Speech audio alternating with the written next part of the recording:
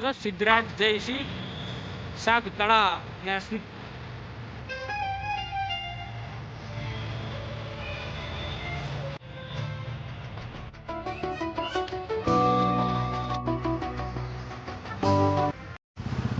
Hello guys, તો અત્યારે આપણે જઈ રહ્યા છીએ સાપ તળાવ ઉપર અને હું એકલો જ છું અત્યારે.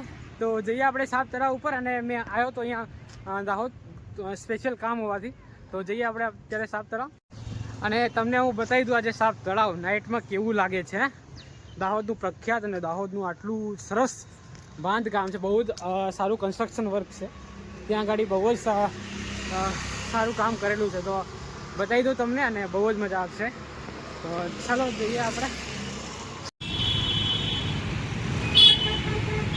આવી ગયા છે સાપ તળાવ અને અહીંયા બેઠા છે ફ્રેન્ડ લોકો બધા આવે છે, એટલે એમની સાથે જઈશું આપણે અંદર સાપ તળાવમાં અને તમને બતાવીશું કેવું છે સાપ તળાવ.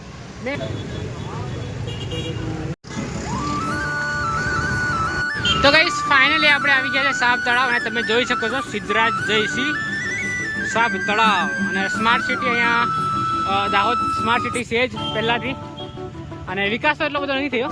ફ્રી વાઈફાઈ ઝોન પણ અવેલેબલ છે અત્યારે અહીંયા અને આપણે જઈશું અત્યારે આ ગેટના માધ્યમથી. મેઇન ગેટ ખુલ્લો નથી પણ સાઈડમાં જે ગેટ છે એના માધ્યમથી અંદર જઈએ આપણે અત્યારે અને ફ્રેન્ડ લોકો તો આવશે જ. પહેલાં આપણે જતા રહીએ. આપણે અત્યારે આવી ગયા છે અંદર અને જોઈએ ટિકિટ કાઉન્ટર અહીંયા અવેલેબલ છે.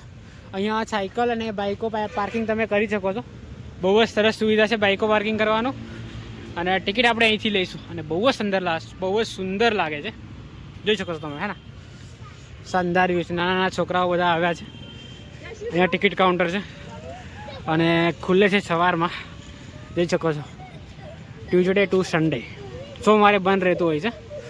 તો જઈએ આપણે આગળ અને થોડો તમને વ્યૂ બતાવી દઉં, પછી ફ્રેન્ડ લોકો આવે તે પછી આપણે ટિકિટ લઈએ અહીંયાથી. હે ને તો ફાઇનલી બહુ જ શાનદાર વ્યૂ છે અને અહીંયા જો જમવા માટે નાસ્તા માટે પણ બધી સુવિધા છે અહીંયા, તો નિહાળી શકો છો તમે. અને છોકરીઓ અહીંયા ફોટો પાડી રહી છે બધી લોકો.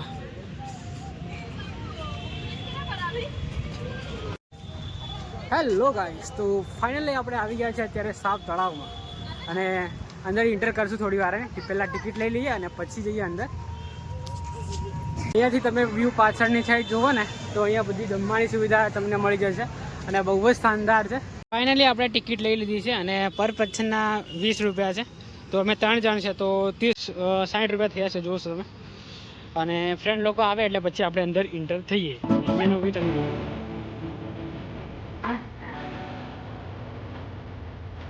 અને બહુ જ સરસ છે.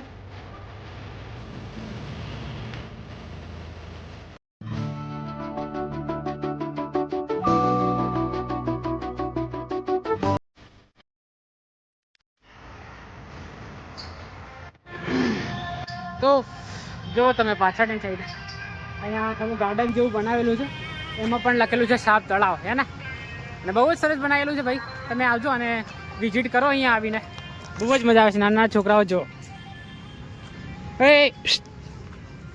તો ફાઇનલી અત્યારે આપણે એન્ટર થશું હવે. ફ્રેન્ડ લોકો બધા આવી ગયા છે, બેન પણ આવી ગઈ છે મારી. તો જઈએ અને ટિકિટ આપી અને એન્ટર થઈ. તો ફાઇનલી આપણે અંદર એન્ટર થઈ ગયા છે અત્યારે અને બધા કાકા લોકો પણ અહીંયા બેઠા છે. બહુ જ અને બહુ જ આમ મજા આવે અહીંયાનો વ્યૂ જોઈને બધાને શું કરે છે બધા. તો ગાઈસ ફાઇનલી આપણે આવી ગયા છે સાપ તળાવ અને અહીંયા બહુ જ સરસ લખેલું છે, જો આઈ લવ સાપ તળાવ. તો નિહાળી શકો છો અને અહીંયાથી મને બહુ જ સરસ છે અને જોઈ શકો છો તમે અહીંયાથી. હે ને અમે પહેલાં આવ્યા હતા ને તો અહીંયા બોટમાં અંદર ગયા હતા ને અત્યારે નાઇટનો વ્યૂ છે તો નાઇટમાં તો જવાય નહીં અંદર. અહીંયાનો વ્યૂ તમે જોઈ શકો છો, બહુ જ સરસ છે. બધા કાકા લોકો અહીંયા આવીને ગપ્પા મારે છે, બધા જુઓ વાતો કરે છે અને અહીંયા બહુ જ જોરદાર. ફાઇનલી આપણે જઈએ આ બાજુ હવે અને અહીંયા સાલવાનું મસ્ત બનાવેલું છે, જોરદાર. તો અહીંયા તમે ચાલી શકો છો અને જમીને પછી પણ તમે આવી શકો છો, કારણ કે 20 રૂપિયા તો સારું છે યાર. હે ને તો અહીંયા આવીને આટો તમે મારી શકો છો અને બધા કાકા લોકો પણ આવે જ છે અહીંયા. બેસવા માટે બધા લોકો બેસે છે અહીંયા આવીને. અને ફુવારો તો ત્યાં આગળ છે જોરદાર. જો અહીંયાથી વ્યૂ બહુ જ જોરદાર છે. એ ક્યાં? તો અત્યારે આપણે જઈશું પેલી બાજુ અને અચાનક વિચાર આવ્યો કે સાયકલો પણ છે અહીંયા, તો સાયકલ આપણે ચલાવીશું. ચલાવવા જોઈ જાઓ. હા, તો જોઈએ અહીંયા સાયકલ ચલાવીને કેવો મજા આવશે. અને બહુ જ તો અત્યારે આપણે અહીંયા આવ્યા છે અને સાયકલ પણ તમે અહીંયા ચલાવી શકો છો અને આમાં પણ તમે જઈ શકો છો ફરવા માટે. અને પૂછી લઈએ ભાઈને શું ચાર્જ છે અહીંયા. દોસ્ત શું ચાર્જ છે સાયકલનો? 40 રૂપિયા. એક સાયકલના 40. એટલે કોઈ બી લઈ શકો કે પછી? અને પેલી ગાડીમાં જવાનું? પેલી ગાડીમાં જવાનું એટલે આખી ગાડી 250માં બધા બેસી શકો? 5 લોકો બરાબર. તો અત્યારે આપણે ગયા હતા અંદર સાયકલ ચલાવવા માટે, પણ બેન ના પાડે છે હવે સાયકલ નહીં ચલાવીએ. તો ફરી આવતા રહ્યા હવે. અને ઘરે જઈને જમવાનું પણ બનાવવાનું છે અત્યારે. તો આપણે જઈશું ઘરે અને જમવાનું બનાવીશું. પછી ભૂખ પણ બહુ જ જોરદાર લાગી છે એટલે થોડો આટો મારી આ બાજુ આટો મારીને પછી નીકળી જઈએ. કારણ કે મારું આ છે ને 2-3 વખત જોયેલું જ છે આપણું.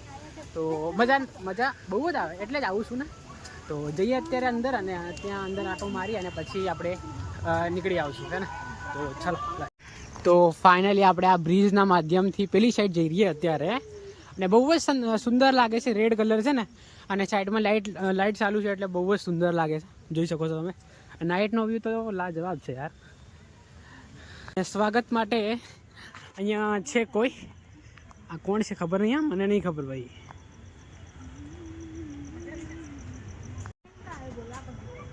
અહીંયા આગળ કી મેપ પણ આપેલો છે, તમે જોઈ શકો છો. Viewing deck, children play area, પછી ઓપન જીમ પણ છે ત્યાં આગળ અને બધું જ છે અંદર. તો જઈએ આપણે અંદર. અને જીમ ને બધું એ તો તમને નહીં બતાવી શકું કારણ કે બ્લોગ બહુ જ મોટો થઈ જશે. તો આટલો બ્લોગ બનાવીશું થોડો ઘણો આપણે, હે ને. બહુ મોટો બ્લોગમાં મજા નહીં આવતી યાર. સાપ તળાવ પછી બહુ જ શાનદાર લાગે છે. કન્ટેન્ટ તો બહુ જ જોરદાર છે. તો ચલો અંદર જઈએ આપણે. તો અહીંયા ચિલ્ડ્રન પ્લે એરિયામાં આપણે આવી ગયા છે અત્યારે. અને વ્યુઇંગ ડેક પણ ત્યાં આગળ છે, તો ત્યાં આપણે જઈશું અત્યારે. ને બહુ જ શાનદાર વ્યૂ છે, જોઈ શકો છો. ત્યાં આગળ બધા ચિલ્ડ્રનને ફરવા માટેની સુવિધા છે અને ચિલ્ડ્રનોને રમવા માટેની બધી સુવિધાઓ છે અને બહુ જ સરસ છે, જોઈ શકો છો, હે ને. અને અહીંયા છોકરાઓને તમે લાવો તો છોકરાઓ બહુ જ ખુશ થઈ જતા હોય છે.